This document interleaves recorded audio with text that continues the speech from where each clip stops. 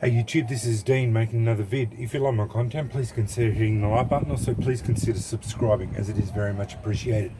A discussion piece on flint. I'm probably a bit late to the game. Many people have done it before and probably will explain it better than I. There is a little bit of confusion between the difference between flint and shirt.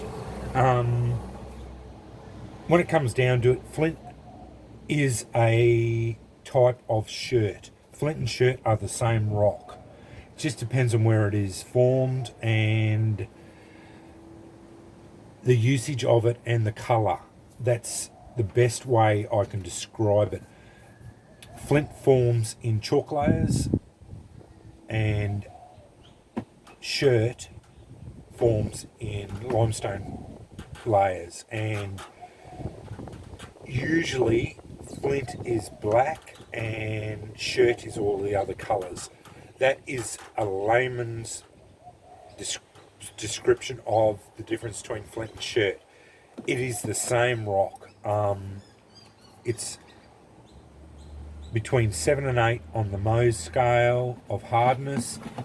Norfolk flint will run probably about 8. It is renowned to being the hardest flint in the world. Most other flint will run at about 7. That's why Norfolk flint is renowned as being the best flint in the world for flint and steel. Everyone raves on about Norfolk flint. I've got a lot of Norfolk flint here, and I will show you Norfolk flint. But I've got a lot of Aussie flint too, and I think it is nearly as good. But that's personal bias. I'm an Australian and I tend to be a little bit patriotic. So yeah, that's basically what the difference is between flint and shirt. You can use, a lot of people use it interchangeably. I do myself. Calling flint shirt and shirt flint, unless you're a napper or a geologist, you really doesn't matter what you call it. It's basically the same rock. You're not really making mistakes, so don't get hung up on the label. Flint, shirt, whatever you want to call it. So yeah, I've built up quite a large selection. I think I've got about 20 kilos of flint or shirt in my collection. I like collecting rocks. Now that I've got into flint and steel, like, as my passion. This is my working rocks. Not that now that I've got that quartzite, I don't use this very often, but that's my working rocks. Everyone's seen this if they've watched my channel for any length of time. It's mostly Aussie flint, but there is a bit of Latvian stuff in there and a bit of American shirt down there, some brown American shirt as well. So I don't put any English stuff in there, mainly because I've got so much of the smaller Aussie stuff, and I like using Aussie flint. The difference in sparking ability between Aussie stuff, hope that's coming up, and Latvian stuff is not that much more noticeable. The American stuff, where do I go? It's there. American shirt.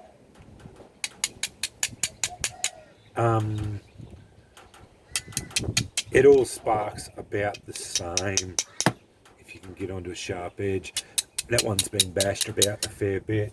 So as far as that goes, yeah, it's all pretty much of a muchness. You will see a little bit of difference in Norfolk flint. It seems to be a little bit more robust It is harder.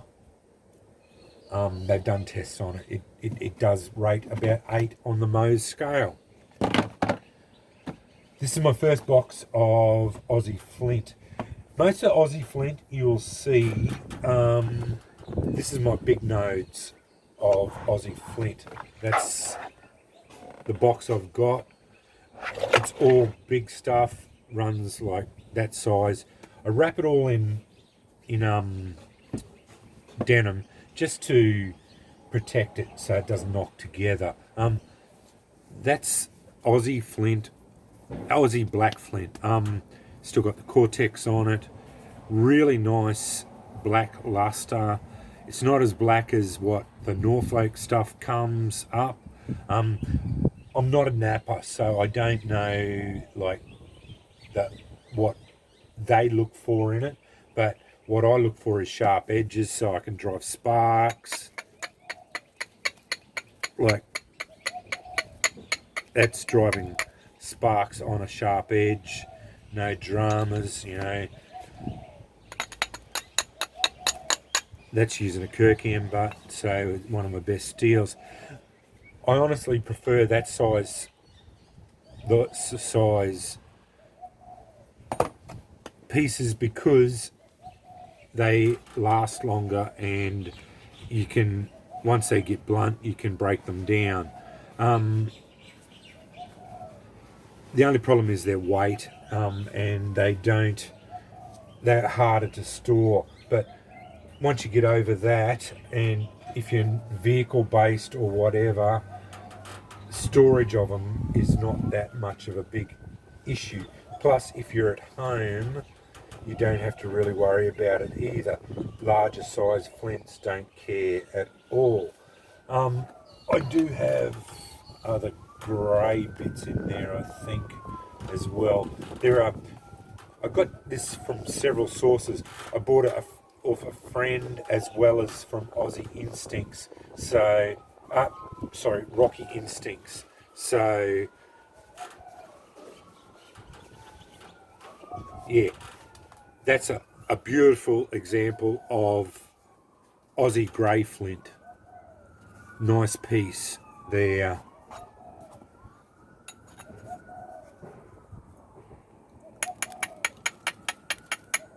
That you can drive sparks off and off the edges, you know, like there are plenty of edges. Every one of them is all the same sort of thing. That whole box there, I don't know how many kilos there are in there, but I've got plenty of them in there. I'm never going to, I don't think I'm ever going to buy more flint as far in the foreseeable future at the moment, just because I've got so much of it on hand and I've got that much quartz here. I really don't see the need to buy more flint. I went silly there. I bought so much of it because I got sick of playing around with small pieces of flint, and I just couldn't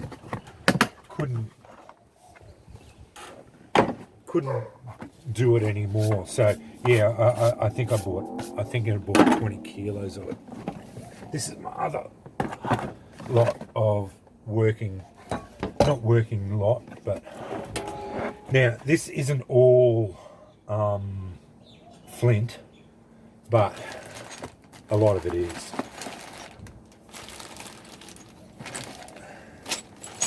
Now that's all my Norfolk flint, as well as I think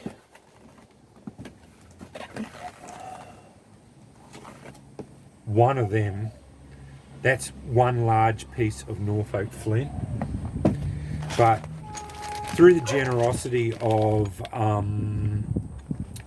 Mark from Beaver Bushcraft and me, I did buy several lots of 200 gram packs of flint, as well as him sending me flints with my strikers, because I've got 25 of his strikers as well. I've got quite a good range now of Norfolk flint. Norfolk flint is, you can tell, it's this black, lustrous colour. Beautiful flint. Yeah, very sharp edges. Just a beautiful, lustrous black flint that drives sparks so well. It that noise is unlike anything else. It's like glass almost, but metallic tinging noise is another thing that I liken it to. Just beautiful flint. And as you can see, I've got a fair few bags of it here. I have got, and this is not all of, I've put many pieces in kits as well, so this is not representative of all the flint I have. But ranging from smaller pieces up to larger pieces, and I did have several 300 gram pieces as well. I do tend to like to make up little slipcases for larger pieces and smaller pieces to put in kits. So just to protect them, that's just for kit building. That's what I do as well. When I'm spalling and breaking up flint, I keep all the shards. So that's all the bits and pieces of smashed bits and pieces of flint. I don't know why I'm doing that at the moment. I did use some recently. Now that is petrified wood shards, but some of these are quite large, like larger thumb-sized pieces, which are usable. But some of them are so small that you couldn't use them. But currently am keeping all the tiny little bits and pieces as well. So yeah, that is quartzite shards. Again, keeping them as well. Not real sure why I'm doing that at the moment. It's just something I'm doing. That's quartzite, not flint. Again, as I said, some of this isn't flint, so again, that is that rock up there. That is, Chris sent me that, so that's that quartzite. Quartzite. Another rock that my old man gave me, so that's not flint. Now we're down to the flint that I have on hand. This stuff was sent to me by a friend, and that's that black flint, Aussie black flint that he gave me. I think I bought 6 kilos of it off him, and it was all different types of different sizes. So yeah, I bagged it all up. There was all sorts of different ones. That's quartzite crystals that I've bagged up, so that's not flint. Again, that's that black flint that my friend gave, that I bought off. 2 lots of different various sizes. As I specifically asked him for black flint because I always wanted black Australian flint, and it's really good stuff. Yeah, I don't know where my striker's gone from. It's down here somewhere. Here. It drives really good sparks. So yeah, he was good enough to get me 6 kilos of it spoiled up, and yeah, I've got lots and lots of black flint there. Some of it's still got the quartzite on it, and chalk layer on it as well. So yeah, as I said, I've got the I think I've got 6 kilos of it in here. Again, that's just smaller of the black and a couple of bits of grey in there as well. Again, all covered. Some of it's got the cortex on it, and some of it's got the chalk layers on it as well. More of even the smaller spoiled black flint. It's a whole bag of it. And now we're down to the last bigger lots of grey. That would be from Rocky Instincts. That's the grey stuff, grey Aussie flint. So that's a whole bag there. Another bag of grey from Aussie Instincts. That's a thing of flint arrowheads. I've got like 6 of them in there. I don't need to go through them. Yeah, really like them. These are the small bits. He asked me if I wanted basically just they're all small rubbishy bits. He was going to throw them out. I said no, just send them along. I'll end up doing something with them. Some of them are usable pieces, but yeah, just some of them are too small to use. But I'll find it. I'll find a piece. And yeah, that's that. Porcelain has nothing to do with me. And then we're down to whole box of quite large greys, Aussie grey, and there is one piece of English grey flint in there. Quite a beautiful big piece there.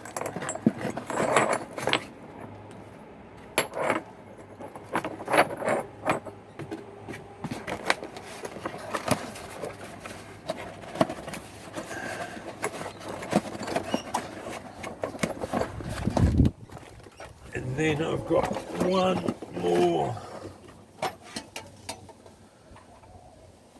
That there is American. I actually bought from Neolithics up £2 or £1. £2, I think it was, of English flint from Neolithics from America. So that was what they sent me, and that's the whole lot of it in there. And I'm not sure what I'm going to do with it yet. Again, once I get through all this, yeah, I've got another box full of English flint there.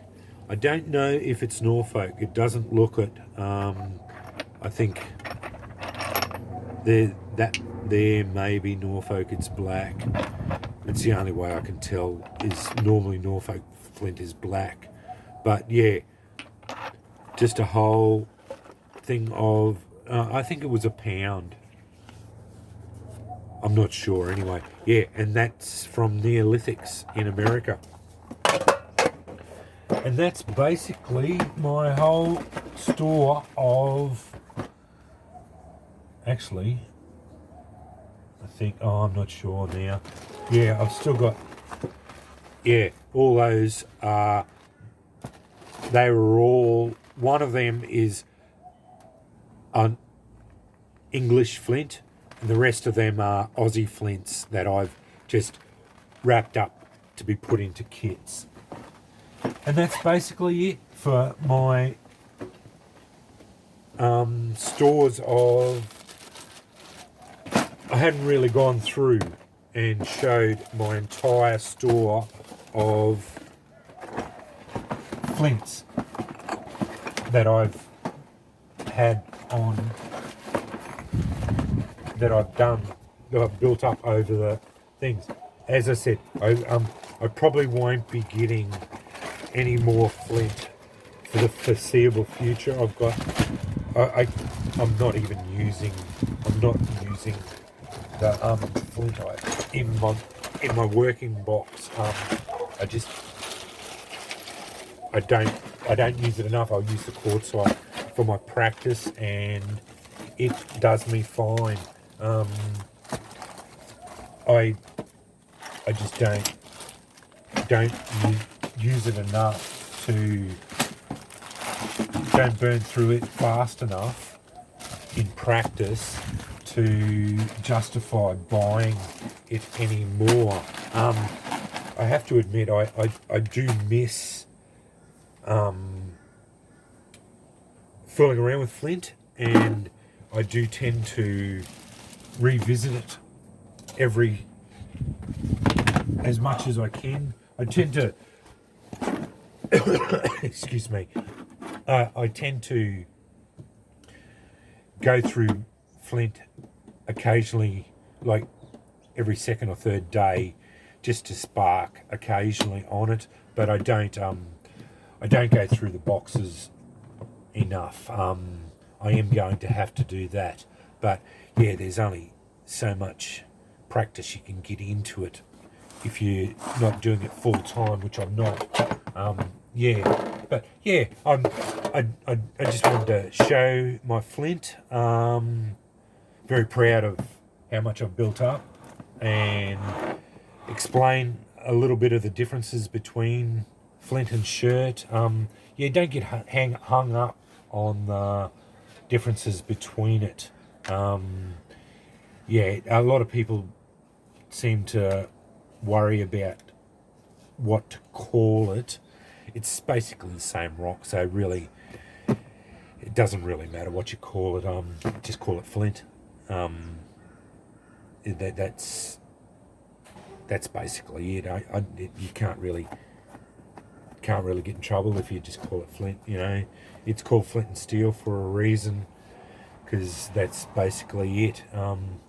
But yeah, anyway, wanted to show you my flint stores that I have on hand and how much I've got. Probably if you're doing this, you don't need as much as I've got. As I said, I went silly. I didn't want to run out, but I'm glad I've got what I've got, because if I don't need to ever worry about it. Like, I could go for years now and never buy another lot of flint and not ever have to worry about it, because even with just this one box alone, with all the spoiled stuff, the little stuff I've got, and you know, like this rock, this one's been going for, I don't know, I've probably had it for close on six months now, and it's still got plenty of viable rocks in there, you know. But I can't go through this, let alone my flint stores. So yeah. Anyway, I've rambled on for long enough. That's my flint stores that I've got, and tried to explain in layman's terms, because I am only a layman about it, the difference between flint and shirt.